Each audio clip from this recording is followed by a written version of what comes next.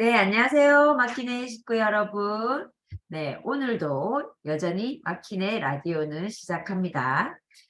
오늘은 23년 1월 30일. 네, 오늘 저희가 굉장히 일정이 많은데도 불구하고 오늘 사실 제가 마키네 라디오를 준비한 이유는 지그재그 님이 저번 주에 실력 발휘를 해주시려고 했는데 명절이 있었어요. 그래서 실력 발휘를 못 해주셔가지고 오늘 지그재그님을 위한 마키네 라디오를 준비했습니다. 네, 지그재그님 준비한 자료 부탁드릴게요. 화면 공유 부탁해요. 네. 화면 공유해 드릴게요. 네,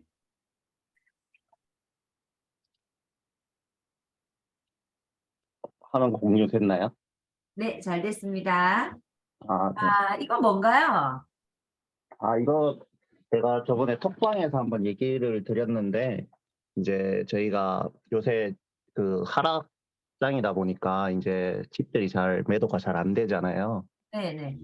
이제 정기적으로 이제 LH에서 이제 청년이나 다자녀 그리고 신혼부부나 주거 취약 계층을 위해서 이제 기존 주택을 매입해서 임대를 주는 그런 제도가 있어요.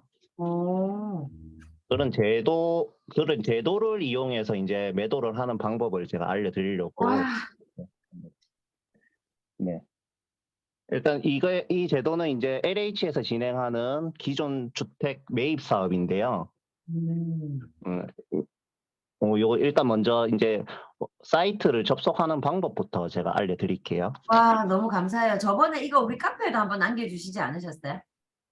네네. 그건 간단하게 글 적었고, 네. 요거는 이제 제가 실제 이제 공고문이랑 이제 요 LH도 이제 매수를 하는 기준이 있거든요. 이제 어, 그거에 대해서 이제 제가 한번 읽어 드리려고 합니다. 네, 네. 기대하겠습니다. 네. 일단 네이버에 이제 화면 보이시나요? 왼쪽 화면이거든요. 네이버에 이제 LH 청약센터라고 치면은 네. 이렇게 나와요. 원래 보통 이제 뭐 공공임대나 국민임대 하시는 분들이 주로 이제 들어가는 사이트인데, 여기에서 이렇게 들어가면은 오른쪽에 LH 청약센터 바로 가기 버튼을 누르시면은 이제 이제 임대주택 원래 신청할 때 이제 이렇게 청약하는 사이트거든요. 청약 사이트인데 여기에 보면은 자세히 나와 있진 않는데, 여기에 잠시만요. 제가 확대를 해드릴게요. 네. 주택 매입 공고 검색이라고 이렇게 있어요. 이쪽 혹시 보이시나요? 주황색 매입 임대, 전세 임대 밑에. 네, 잘 보입니다. 네네. 여기 들어가시면은 사람들이 아마 이게 잘 안 보여서 잘 모르실 거예요. 보니까. 오, 네네. 네. 그래서 이렇게 이제 여기서 매입도 그냥 상시적으로 매입하는 건 아니고, LH에서 딱 그 지역마다 공고 기간을 정해가지고 매입을 하거든요. 이제 보면은 이제 기존 주택, 여기 방식이 몇 개가 있는데, 보통 이제 건설사분들이 하시는 LH에서 신축을 통매입하는 방식이 있고요. 보통 이제 투자자분들은 이제 기존 주택 매입 방식으로 이제 매도를 하게 되거든요. 여기에 보면은 유형의 기존 주택 매입 임대만 보시면 됩니다. 네, 보면은 이제 지역마다 공고 일시가 달라요. 그래서 이게 지역마다 그 앱에서 알람 설정을 해서 이제 그 각 지역이 언제 뜨는지 보든지, 아니면은 자주 한 번씩 들어와가지고 실제 이제 보면 되거든요. 최근에 했던 거는 이제 인천에서 했던 건데요. 인천 지역본부에서 이거는 신축만 매입했네요.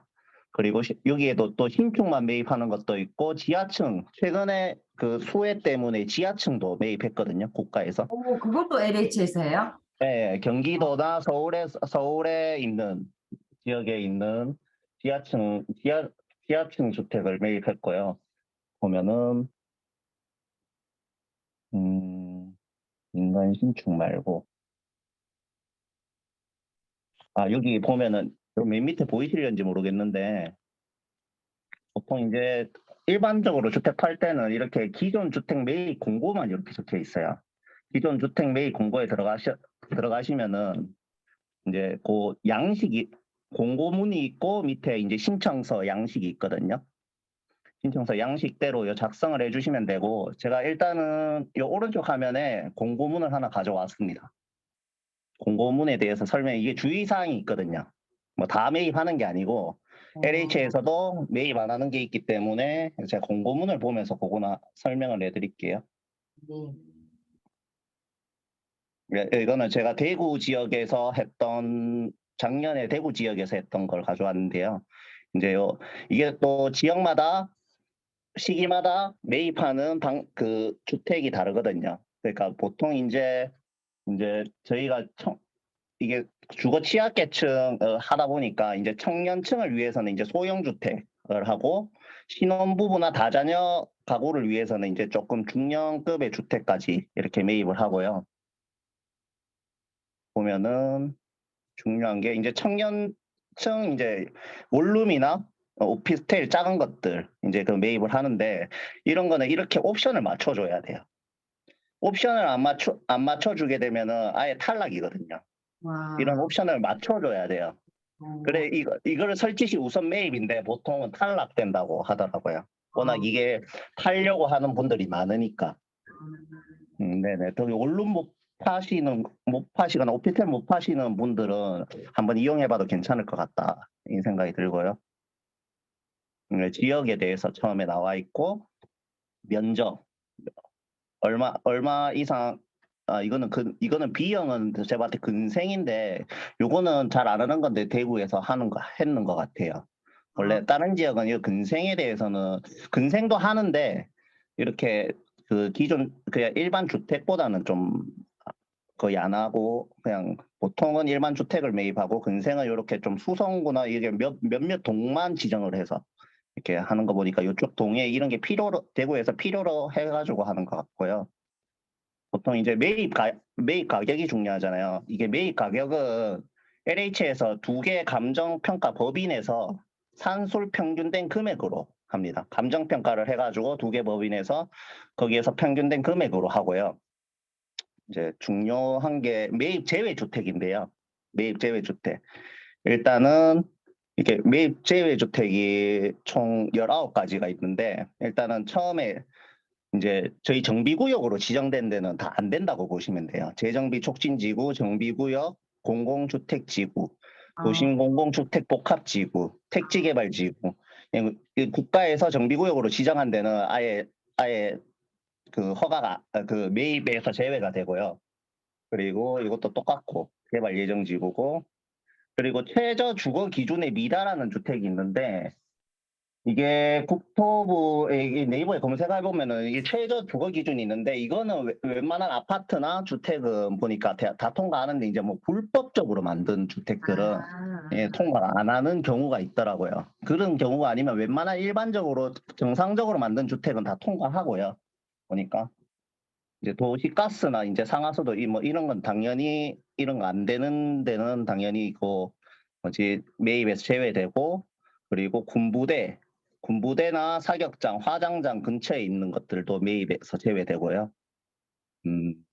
원래 지하도 매입에서 제외거든요. 근데 이번에 홍수 때문에 특별히 국가에서 매입을 해준 것 같더라고요. 네. 그리고 불법 건축물은 당연히 안 돼요. 불법 건축물이 있으면은 당연히 안 되고 이게 심사를 하나하나 다 보거든요. 하나하나 다 본다고 하더라고요. 그때 불법 건축물이 있으면 안 되고 그리고 타인의 소유의 토지에 점유하고 있으면 또 안 되고요. 점유하고 있으면 안 되고 이제 빌라들 보면은 이게 주로 좀 안타까더라고요. 수도 계량기가 개별적으로 설치 안 된 곳들 이런 것은 아예 완전 제외를 한다. 이게 임대를 줬을 때 나중에 불상사가 일어날 수가 있기 때문에 이거는 제외한다 하더라고요.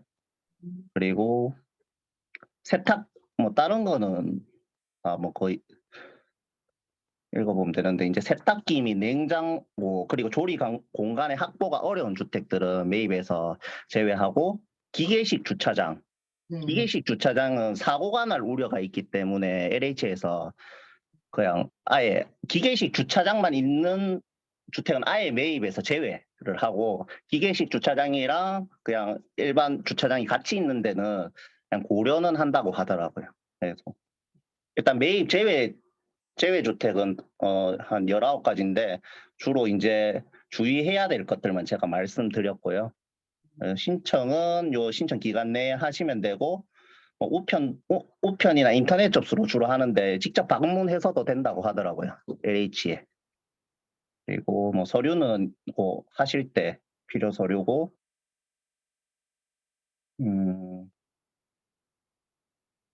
그리고 이제 그 임대사업 매물은 임대사업을 승계할 수가 없거든요. 이렇게 임대사업을 승계할 수가 없기 때문에 만약에 한다 하면은 과태료를 부과를 해야 될 수도 있어요. 그래 임대사업 매물은 네네. 좀 그 생각을 한번 해봐야 되지 않을까 싶어요. 그리고 음,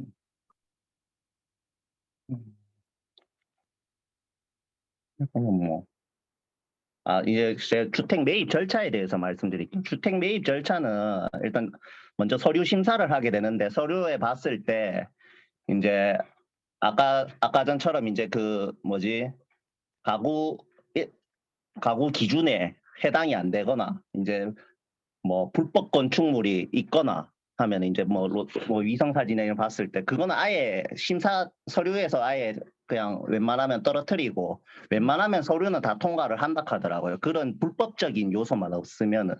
그리고 그 다음에 이제 잠시만요. 마우스가 없어.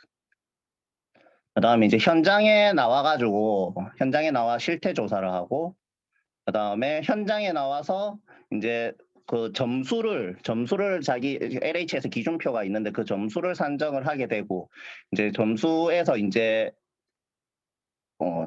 선정이 되면은 이제 그 자체 심의위원회에서 이제 매입 심의위원회에서 이제 선정이 되면은 이제 감정 평가를 받게 되고 이제 감정 평가 아까 두 개사에서 감정 평가를 받고 거기에서 이제 매입 금액을 알려줘요. 매입 금액을 알려주면은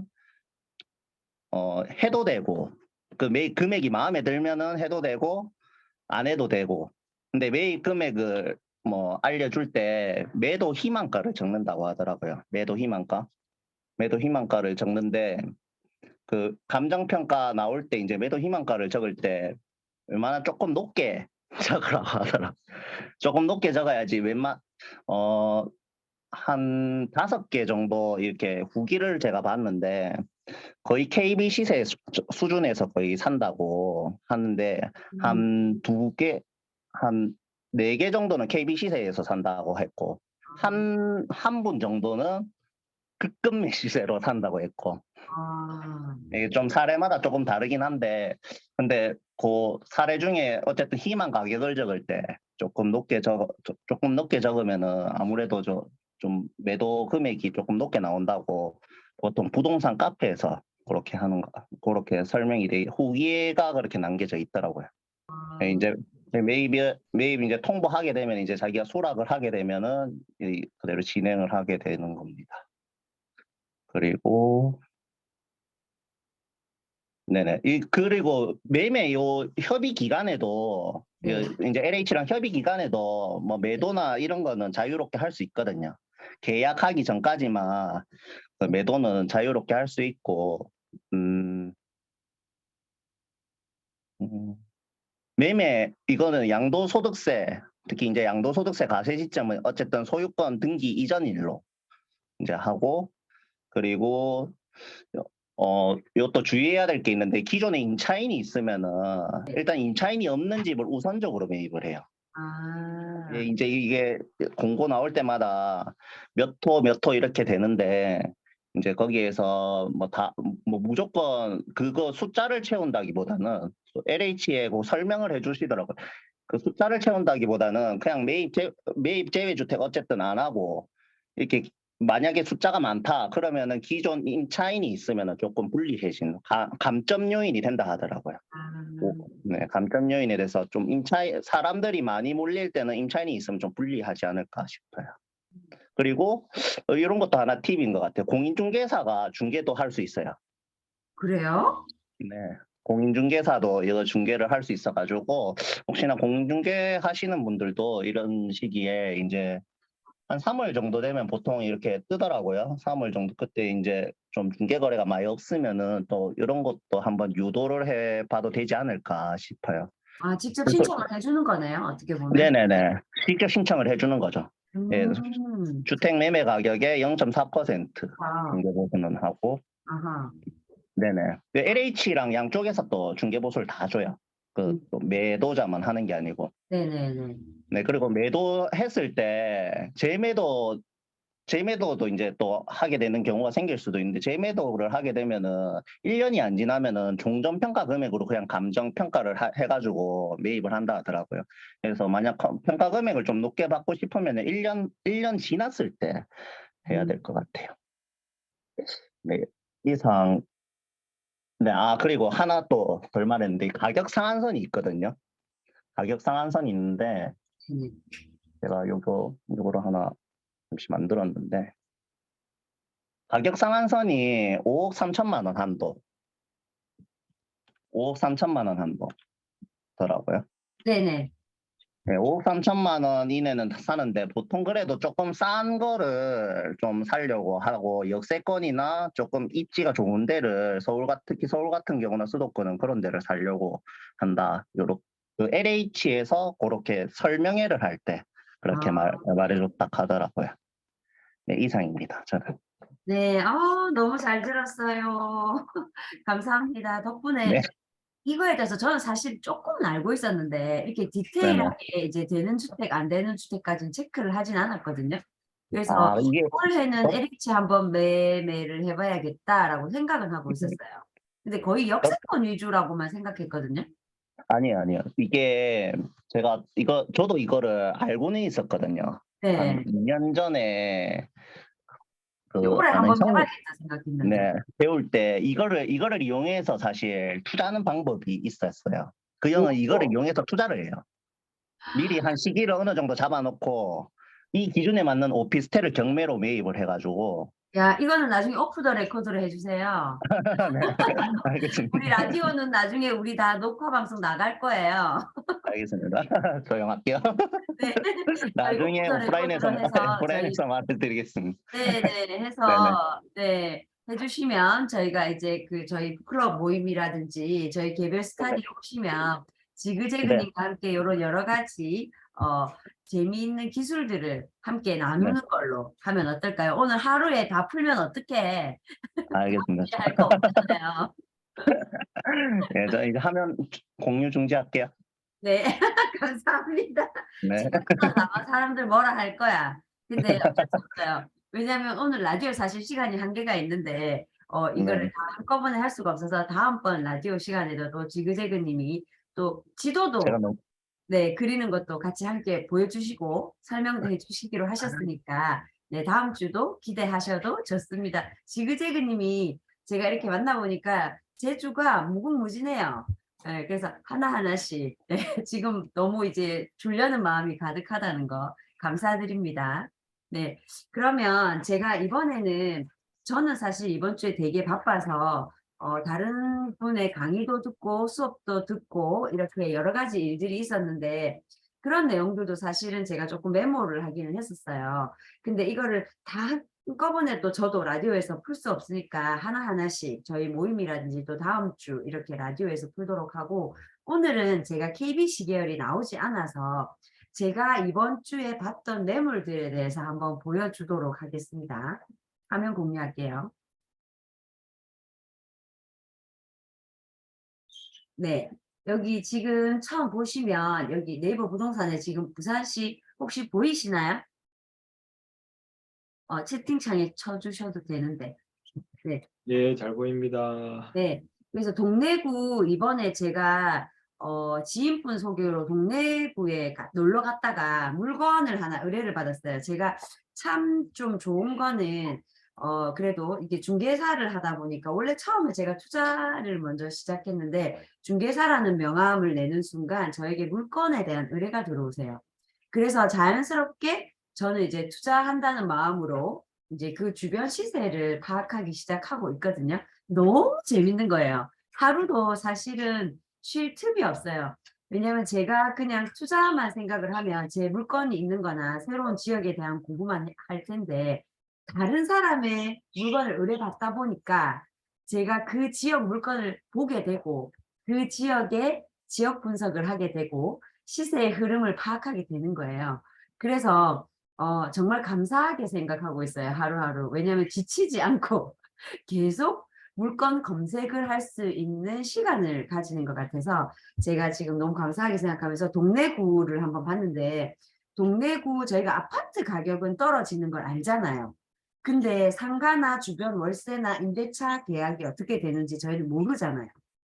제가 있는 곳이 광안이다 보니까 제가 동래구까지는 이렇게 살펴보지 않았는데 이번에 물건을 의뢰받으면서 그 지역을 제가 현장을 다 돌아다녔었거든요. 저희 팀들하고 함께 돌아다녔는데 너무 신기한 게도 지금 화면 보시지만 월세 수준도 지금 다 보여요. 보이죠? 2천에 120, 평수도 58, 단지 내 상가가 4천에 200 이렇게 나오는 거예요. 근데 이 주 단지 내 상가가 어디냐면 여기 보면요. 75개 있는 거 이거 보이시죠? 여기가 어디냐? 제가 그 거리 뷰로 보여드릴게요. 여기가 보시면 지하철 바로 앞에 있는 롯데 아시죠? 롯데 여기 이 아파트 상가입니다. 여기 이번에 신축이거든요. 여기 보시면 혹시 로드뷰도 보이시나요? 보이세요? 네, 보입니다. 네, 여기 지금 보면요. 다 공실. 여기 보이시죠? 여기 다 공실이에요. 그러니까 일단 여기 안 그래도 주변에 여기 상권이 많고 상가가 공실인데 여기까지 들어와 있으니까 전체가 다 공실인 거예요. 그래서 지금 보시면 여기가 다 공실이잖아요. 여기가 2천에 120, 4천에 200 정도 되는데 물론 평수 따라 다릅니다. 여기에는 관리비까지 포함되어 있으니까 굉장히 높은 월세를 내야 되더라고요. 그래서 주변 인근에 보니까 여기가 75개고 여기 이 주변이 사실은 상권이거든요. 근데 이 주변도 지금 다공실이에요. 같이 여기 일대가 다공실이더라고요.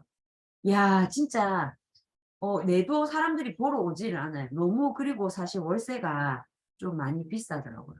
그래서 과연 이 돈을 내고 들어올 수 있는 업종이 뭘까에 대해서 사실은 저는 고민을 하기 시작했거든요. 그래서 이번 주에는 사실 프랜차이즈를 조금 알아볼 생각이에요. 제가 이렇게 하다 보니까 스스로 상권에 대한 공부를 하게 되더라고요. 그래서 프랜차이즈가 과연 몇 평에 얼마를 임대하고 들어올 수 있을지 다음 주에 조사를 해서 한번 또 여러분께 공유해 드리도록 하고 또 두 번째로 의뢰받은 물건은요. 지금 보시면 여기 부산 진구 계금동에 있는 단독주택 건물이었어요. 그래서 여기 일대를 제가 또 다 뒤져봤거든요. 근데 지금 여기 네이버에는 여기 있는 곳이 나오지 않았는데 주변의 시세를 보니까 그 물건이 2019년도에 평당 750만 원에 매입한 것을 지금 현재 평당 1,000에 내놓으시더라고요. 근데 거래가 잘 안 돼요. 주변 시세를 보니까 아직까지 평당 8,850 정도밖에 형성이 안 돼 있는 거예요. 제가 이런 걸 보면서 뭐를 느꼈냐면 집주인도 물건을 내놓을 때 주변 시세나 분위기를 보고 내놔야지 진짜 거래가 되는 가격이지 요즘에는 이렇게 저희 같은 사람들이 정보가 이렇게 완전히 오픈돼 있고 실거래가가 나와 있는 상태에서는 자기가 아무리 높게 매물을 받고 싶어도 받을 수 없다는 거를 제가 알았어요. 그래서 이 물건을 브리핑을 해도 가격에 대한 메리트가 크게 있지는 않았다는 거. 제가 이것도 배웠고 또 여기 디스코 혹시 보이시나요? 네. 디스코 여기 보면 지금 기장에 있는 직접적인 이 매물을 의뢰를 받았는데 아니나 다를까 디스코에 보니까 이 매물이 실질적으로 다른 부동산에도 나와 있는 매물이었어요. 그래서 봤죠. 똑같이 35억에 104평으로 저한테 정확하게 문자가 들어와 있었는데 이 주인분이 여러 군데 중개사에 문자를 돌려서 여기 매물을 내놓으셨는데 조금 여기도 지금 얼마냐면 평당 거의 3,500선이거든요. 여기 지금 보시면 여기가 기장 연화리 죽집 아시죠? 우리 부산 사람은 알잖아요. 기장 연화리 죽집 그 전복죽 유명한 데 있잖아요. 그쪽 어항이 있는 곳이에요. 네, 여기 낚시도 하고 좋긴 좋거든요. 근데 여기가 평당 3,500이 사실 얘기는 들었는데 요즘 같은 시세에 팔릴지는 모르겠다. 네. 하지만 지금 제가 여기 평으로 보면 단가로 봤을 때 여기 지금 안 나오네. 이거를 3,363만 요 정도 나오죠. 근데 지금 주변에 보면은 아직까지 그렇게 딱 거래된 거래 사례가 없는 거예요. 그지만 사실은 여기 기장 일대로 사실은 2천만 원에서 3천만 원에 거래되는 건 제가 알고 있거든요. 그래서 일단은 얘가 거래되는지에 따라서 여기 시세가 아마 바뀔 거예요. 근데 여기가 사실은 뷰가 나오면 3천만 원 거래해도 저는 괜찮다고 생각을 해요. 근데 여기가 제가 이번 주에 가볼 건데 영상을 찍어서 한번 올려볼 건데 뷰가 나올지 안 나올지는 가봐야 될 것 같아요. 안 나올 것 같아요. 사실은 여기 다음 블럭이라서. 그래서 이번 주에도 현장을 한번 가보고 여러분께 또 제가 영상으로 한번 보여드리도록 하겠습니다. 오늘 저는 여기까지 저번 주에 조사한 내용을 발표를 마치도록 하겠습니다. 감사합니다. 네, 그리고 우리 그루님, 네, 발표 부탁드려도 될까요? 예, 알겠습니다. 저는 오늘 그 신탁제도에 대해서 제가 정리한 내용을 잠시 설명드리도록 하겠습니다. 화면 공유할게요. 네,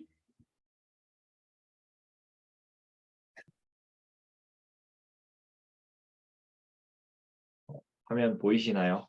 네, 잘 보입니다. 예. 많은 분들이 아시겠지만 정비 사업을 진행하는 주체에 대해서 대부분 사업장들 많은 곳에서 일단 조합이 이제 형성되고 나면 그 조합원을 통해서 저희가 정비 사업을 진행하게 되는데요. 그 신탁 제도라는 걸 한 기사를 통해서 요즘 많은 분들이 많은 곳에서 신탁 제도를 이용하고 있다. 왜 그런가를 찾아봤는데 얼마 전에 작년이었는데 작년에 서울시에서 이제 재개발 재건축 조합 20곳에 대해서 이제 실태 점검을 진행했습니다. 잘 진행하고 있는지, 이 조합에서 불법은 저지르고 있지 않은지에 대해서 이제 합동으로 점검을 한 거죠. 그렇게 점검을 진행하고 나서 결과가 어떻게 나왔느냐 제가 찾아봤는데 일단 보고서는 결과 보고는 나와 있지만 저희가 직접적으로 이제 볼 수 있는 내용들은 없었고요.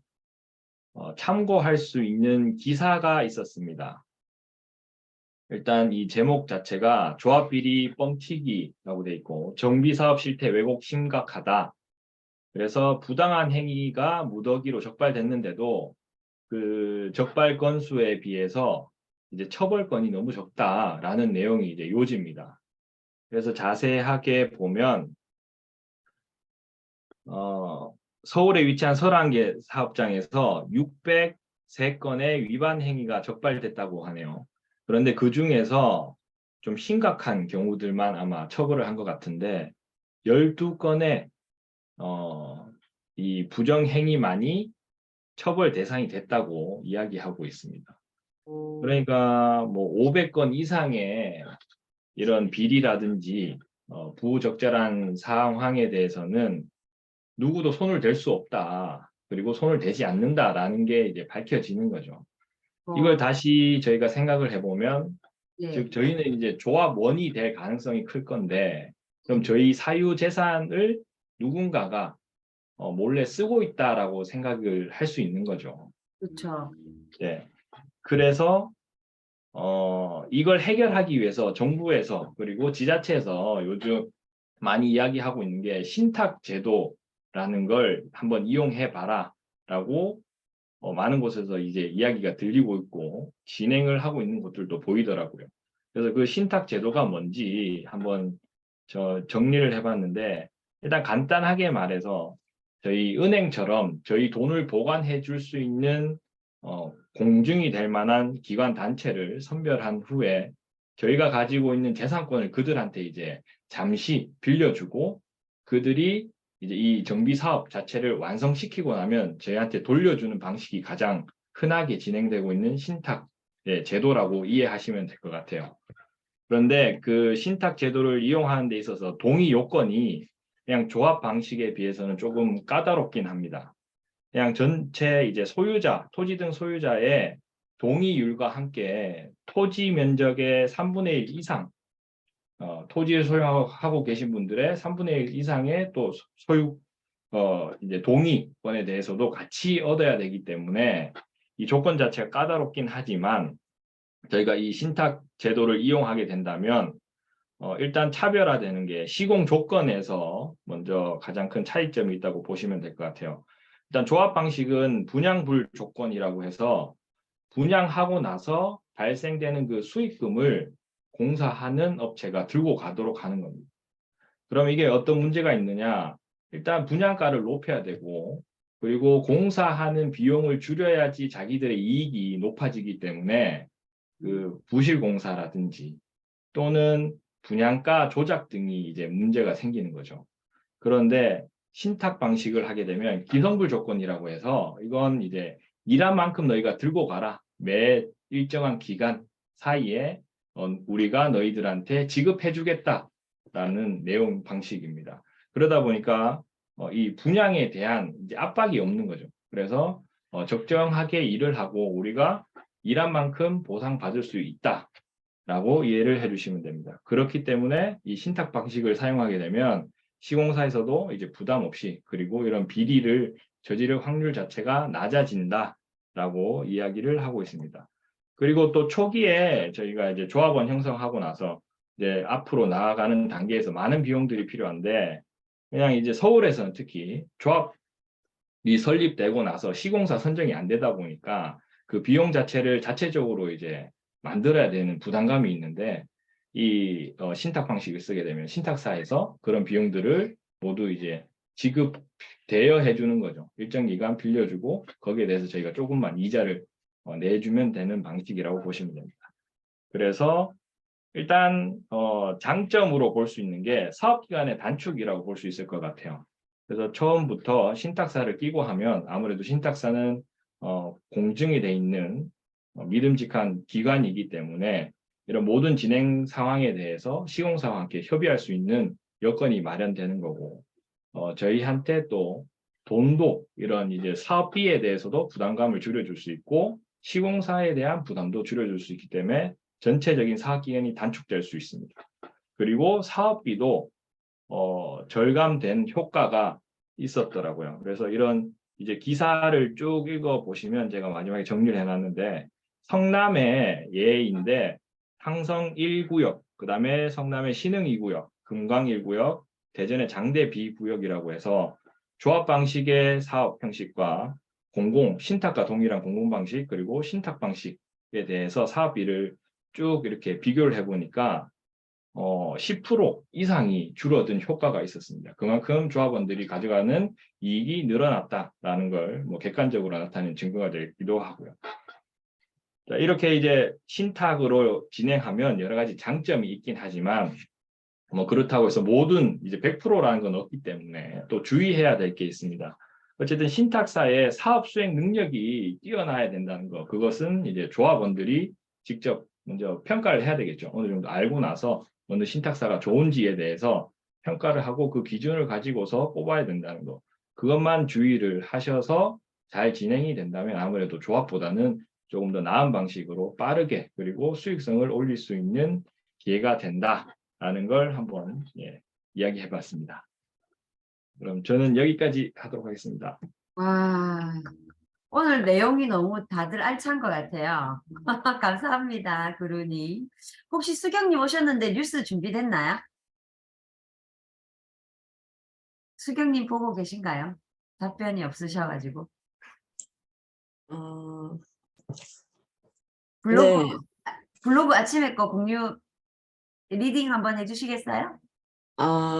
네. 간단하게 그러면은 네, 좋아요. 간단하게 꾸준하게 해주시는 모습을 늘 지켜보고 있습니다. 우리 수경님 새벽마다. 네, 너무 감사해요. 나도 가끔씩 반성하고 있어.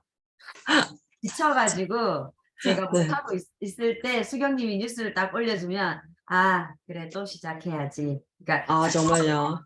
서로 이런 마음적인 피드백을 계속 서로 주고 있는 것 같아서 든든합니다. 아주. 네. 네. 기사 좋습니다. 우리 그루님. 보이시죠? 감사합니다. 응원 감사합니다. 네, 우리는 지금 어, 꾸준하게 하는 팀이니까 네, 잠깐만요. 네, 천천히 공유해 주세요.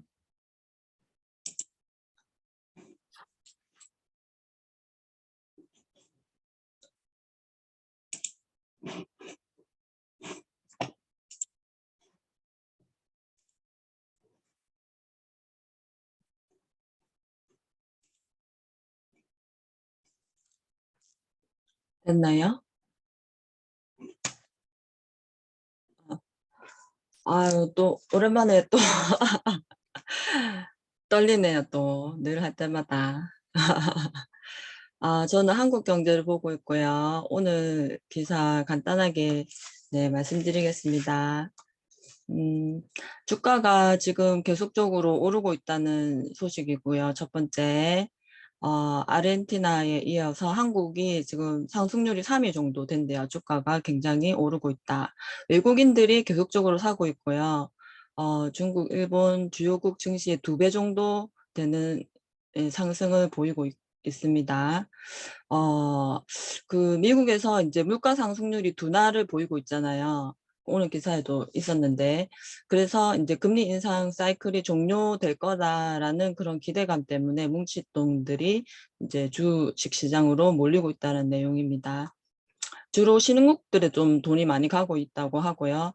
그런데 이제 기사 마지막에 보면은 그래도 아직까지 경기 침체에 대한 우려가 있고 기업 실적 자체는 많이 올라오지 않았기 때문에 이게 추세적으로 상승으로는 볼 수 없다.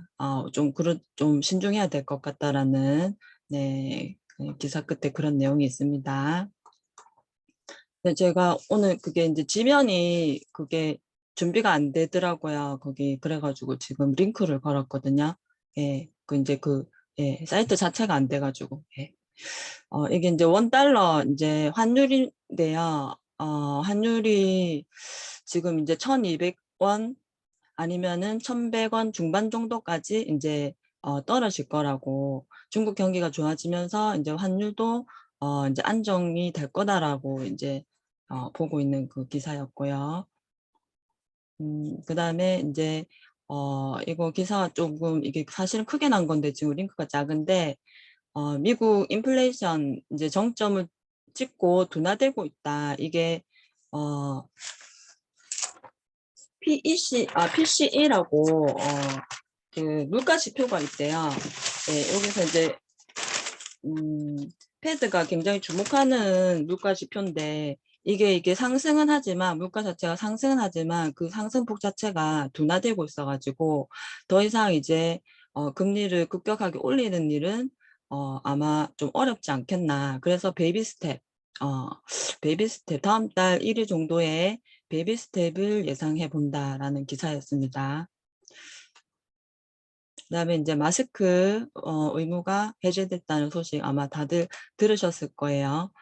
그렇지만 의료기관, 그다음에 뭐 노유자 시설, 뭐 학교, 유치원, 대중교통 이런 곳들은 아직 마스크를 써야 한다는 거 네, 알고 계셔야 될 것 같고요. 네, 파킹 통장이라고 있대요. 이게 이제 저축은행에서 판매를 거의 이제 했던 건데 이게 하루만 맡겨도 이제 금리가 약정 금리로 돈을 이렇게 이자를 줬던 파킹 통장인데 이게 지난달 한 달 전인 26일에 이제 모집을 했는데 지금 한 달 만에 바로 또 금리를 내렸어요. 그래서 이제 사람들이 이제 민원 제기를 많이 하고 있는 상황이고 지금 예금 금리도 1% 두 달 전에 비하면 1% 정도 내렸다 하거든요. 예, 그래서 예금 금리가 이제 내리면 대출 금리도 이제 아마 내리는 걸로 네, 그런 기사입니다. 그다음에 이게 공공분양주택이라고 뉴홈 브랜드를 달고 본격적인 공급을 시작한다. 이게 윤석열 대통령이 공약을 내셨던 건데요. 임기 내에 50만 가구 정도 공급을 하겠다라고 했던 거거든요. 예, 저도 이제 기사를 보면서 이제 내용을 좀 이렇게 알게 된 건데, 오늘 기사 보면서 이게 보니까 토지는 아니고, 토지는 국가 소유고 건물만 이제 임대를 하는 거고, 이게 분양가가 3, 4억대거든요. 3, 4억대지만 토지에 대한 임대료를 또 내야 되더라고요. 한 달에 50만 원 정도. 네, 그런 구조로 되어 있고, 5년 보유를 하면은 거래도 할 수 있는데, 그게 양도 차익의 70%를 자기가 가져갈 수 있고, 이제 그런 구조로 되어 있더라고요. 근데 이 기사 끝에 보면 뭐라 되어 있냐면, 지금 청년들한테 좀 인기가 있을 거라고 예상을 하고 있는데, 이게 언제 입주를 할지 모른다라는 게, 네. 네. 최종 입주일을 알 수 없다라고 되어 있어요. 그래서 그거를 주의하고 이게 여기에 이제 좀 분양을 참여해라라는 내용이 있거든요. 예, 그렇습니다. 참여해야 될지 안 해야 될지 사실은. 네. 시간이 아깝네요. 네, 그러니까요. 언제 할지를 모른대요. 네. 피디님 질문이 지주택인가요? 이렇게 물어봐요. 아니, 주주택이 아니고 국가에서 공공- 하는 네, 공공임대 공공임대 사업이에요. 같은데. 예, 네. 공공임대 사업. 공공임대주택인데 예, 다른 예, 예. 청약을 여기에 넣으면 또 못 넣는 조건이 있을 수도 있고 이걸 자세히 알아봐야 될 것 같아요. 예, 이게 청약 자격이 나와 있고요. 맞죠? 그다음에 이제 그러니까 이게 예, 뭐냐면 남의 시간을 잡아먹는 거예요. 고양 창릉, 남양주, 고덕 강일, 남양주 진접 이지구 이렇게 되어 있거든요. 가구 수가 그렇게 많지도 않아요. 지금 첫 번째 하는 것들은 800가구, 500가구, 300가구, 뭐 500가구 이 정도인데 저는 네, 이게 언제 할지 분양은 지금 하지만 언제 피디님 말이 입주할지를 맞는 것 모른다는 같아요. 거. 피디님이 예, 채팅창에 예. 국가에서 하는 지주택 같다. 이렇게. 아, 그렇죠. 왜냐면 그렇네요. 가격 박탈이니까. 아, 네. 맞네요. 네네. 주택 맞네요. 네. 공공이라는 게 아무래도 네. 완전 요즘에 막 너무 재밌어, 맞죠? 여기 일취월장하셔가지고. 이게 네, 그렇네요. 네. 이게 뭐 보여주기식인지 아무튼 일단 분양은 하지만 언제 입주할지 모른다. 네. 맞아요, 맞아요. 희망 고문. 그다음에 입주권을 포기하는 조합원들이 늘고 있다라는 이제 기사인데요. 지금 집값이 많이 떨어지니까 이렇게 입주권도 그냥 포기를 하는 일이 더 많아지고 있대요. 예. 아, 좀 괜찮은 곳인데도 그냥 내 감정가가 추가 분담금이 4억 같으면 내가 현금 청산해서 받을 수 있는 돈이 6억이다. 그러면은 그냥 현금 청산 하시는 거예요. 이제 이럴 때는 그런 사업이 안 되는데. 예, 그쵸. 예. 그런 사례가 많이 지금 늘고 있는 추세래요. 네, 입주권, 네. 집값 떨어지니까 좀 더 그렇게 생각하시는 것 같아요. 대출금리도 비싸고 이렇게 하니까. 네. 그다음에 대구는 지금 감정가의 반값 정도 나오고 있는데 경매가 반값 정도면은 지금 응찰자가 좀 몰리나 봐요. 32명. 근데 이제 어쨌든 반값까지 내려온다는 거죠. 감정가에. 경매 낙찰이 30%밖에 안 된대요. 그러니까 10건 중에 3건밖에 지금 낙찰이 안 되고 있거든요. 경매 시장이. 네. 경매 시장도 별로 좋지 않고. 그래서 이제 계속 가격이 떨어지니까 반값 정도까지 내려오면 그때는 이제 응찰자가 좀 몰리는 네, 그런 기사입니다. 올해가 더 많은데, 결국. 응? 올해가 더 많아요. 예. 제가 저 신랑 지인분인데 경매를 주로 하시고 집을 100채 정도 이렇게 하시는 분인데 그 같이 경매하는 팀이 있대요. 그분들은 지금 저번 장에 현금을 마련했고 지금 올 중반 5, 6월부터 해가지고 경매 물건이 쏟아질 거다 보고 지금 엄청 좋은 물건들을 쓸어 담을 준비를 하고 있다더라고요. 네, 역시 네, 이게 네, 사이클 따라서 움직이는 투자자들의 포지션이 달라진다는 느낌이 되게 많이 네. 드는데 제 생각에 가서 금매 잡아도 더 빠를 건데. 네. 근데 네. 이제 만약에 반값 정도까지 나온다면 그건 진짜 생각해 봐야 될 것 같아요. 예, 반값. 반값이면 반값일 때는 네. 어, 그런 분들은 또 이제 엄청난 기회라고 보더라고요. 경매하시는 분들은 이제 좀 있으면 좋은 물건들이 많이 나올 거다 이렇게 보시더라고요. 저도 기대는 되는데, 진짜 우리가 다 살 수 있으려나. 마키님은 할 수 있죠. 네, 다 살 수 한번 있습니다. 네. 다섯 개 도전 해봅시다. 우리 팀들. 네, 한번 보도록 하겠습니다. 네. 감사합니다. 기사는 여기까지입니다. 네, 오늘 벌써 이렇게 네. 네, 시간이 갔네요. 저는 사실 오늘 새벽 6시부터 노가다를 해서 네. 아까 제가 이제 마키네 라디오 합니다라고 할 때 마쳤는데 오늘 마키 라디오 할까 말까 진짜 고민 많이 하고 했거든요. 오늘 제 몸이 거의 녹초예요. 녹초. 어제부터 계속 달려가지고 제가 지금 쉬는 시간이 하나도 없는 거예요. 그러니까 하루 정도는 쉬어줘야 되는데 그래도 오늘 마키네 라디오는 저희 마키 팀들과의 약속이니까 제가 그래도 어거지로 올려놓고 뭘 할까 고민도 하고 이랬는데 역시 하길 잘했네요. 벌써 지금 9시 48분이에요. 진짜 우리 딱 얘기 듣는 것만으로도 시간이 잘 가고 제가 지금 눈이 감겨요. 오늘 완전 거의 네. 네, 그래도 지그재그님이 오늘 사실 하이라이트였거든요. 네. 오늘 지그재그님이 저번 주부터 준비하신 걸 알아가지고 지그재그님 덕분에 오늘 힘을 내고 제가 또 하게 될 수 있었어요. 고맙습니다, 지그재그님. 그리고 항상 꾸준하게 해주시는 그루님과 네, 미르님도 다음 주 아시죠? 네, 그 수경님 꾸준하게 해주셔서 감사하고 오늘 내용도 참 알차고 재밌게 진행을 했었습니다. 네, 다음 주에도 또 알찬 모습으로 만나도록 하겠습니다. 마키네 라디오는 오늘 여기서 마치도록 할게요. 감사합니다. 네, 또 수고하셨습니다. 뵙게요. 네, 수고하셨습니다. 감사합니다.